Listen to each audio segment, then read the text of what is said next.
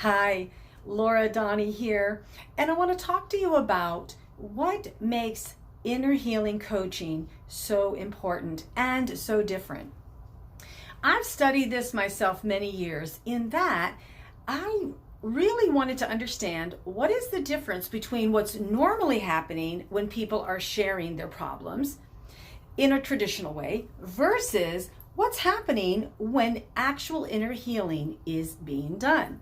And here's what I found is that the conversations are completely different.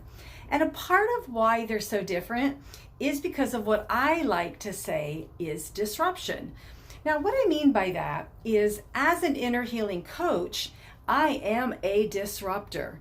And by the way I show that is when a woman is being coached by me, I'm able to disrupt this flow of false beliefs or this flow of thought patterns that she has that she's lived with for so long, and nobody ever challenged her on it, not even herself. Now, would I do that in a normal conversation if I'm just having coffee with a friend or a person I just met? Would I listen to them say something and then disrupt it? No, of course not. So I think of inner healing as this very intentional conversation that is heading into a very intentional destination. And this is what makes inner healing very different than just regular conversation.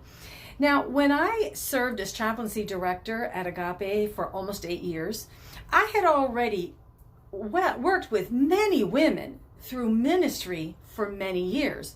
But I want to talk about Agape for one moment.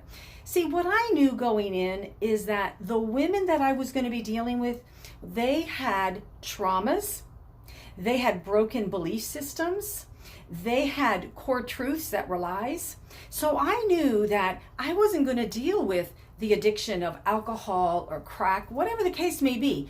See, what I knew is that until somebody got down into the gunk and into the junk, well, whatever they were masking with the alcohol or the drugs, well, until that was cleared up, well, nothing was going to change.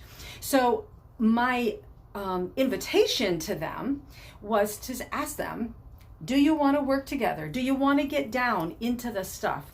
And hey, a lot of them said no. Did that surprise me? Not at all. I think that this is true for most people. Most people don't want to go there. I get it. I was at that place one time in my life. But thank God, I learned to be courageous and I learned to brave the pain. I call it embracing the pain. And I learned that I could get on the other side of it. Well, guess what? When you've had a victory in those kinds of areas in your life, you can't wait to help somebody else get it too. So imagine this, I'd be working with a woman and all of a sudden about maybe the fourth weekend, she'd be having this emotional meltdown. Wah! And everybody else is freaking out.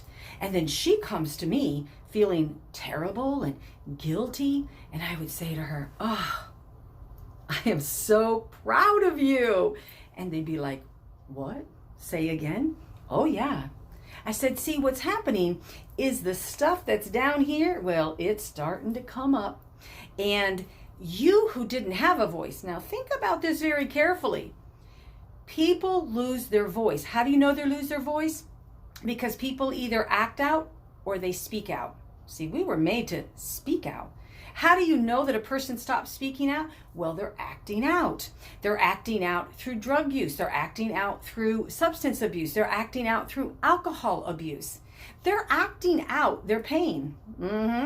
So when I saw that this woman now not able to numb the emotions again, now that those emotions were alive, and now that we were working through the deeper places of our heart, this toxic stuff began to come out. And I would tell them, I am proud of you. And I think this is a great sign.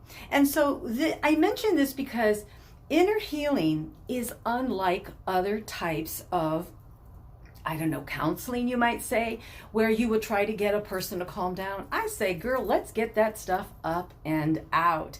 And you know what always happens? Just like you've experienced, when you've had a great cry or you've had a great venting session, actually you feel freer because you are, and you actually feel emptier because you are.